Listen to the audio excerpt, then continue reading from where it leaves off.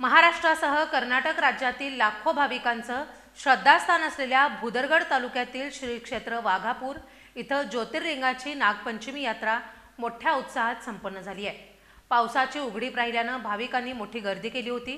प्रशासनाच्या उत्कृष्ट नियोजनामुळे भाविकांमध्ये समाधानाचं वातावरण दिसत होतं। महाराष्ट्रासह कर्नाटक राज्यातील लाखो भाविकांचे श्रद्धास्थान असलेल्या तालुका भुदरगड श्री क्षेत्र वाघापूर इथं ज्योतिर्लिंगाची नागपंचमी यात्रा मोठ्या उत्साहात संपन्न झाली आहे। पहाटेपासूनच दर्शनासाठी भाविकांच्या रांगा लागल्या होत्या। पहाटे 5 वाजता आमदार प्रकाश आबिटकर त्यांच्या पत्नी विजयालक्ष्मी आबिटकर यांच्या हस्ते अभिषेक आणि महापूजा संपन्न झाली। महाआरतीनंतर मंदिर दर्शनासाठी खुलं करण्यात आलं। यावेळी कुंभार समाजातील नागाची मूर्ती देवालयात अर्पण करण्यात आली।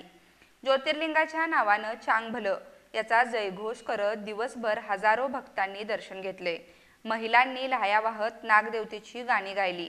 यात्रेमुळे वाहतूक कोंडी होऊ नये यासाठी वाघापूर, आदमापूर, मुदाळतिट्टा, कूर अशी एकेरी वाहतूक सुरू होती। तसंच भाविकांसाठी गारगोटीसह अनेक आगारातून जादा बस सोडण्यात आल्या। ग्रामपंचायत प्रशासन, आरोग्य विभाग प्रशासन, देवस्थान समिती आणि ग्रामस्थांच्या नियोजनांमुळे यात्रा सुरळीत पार पडली।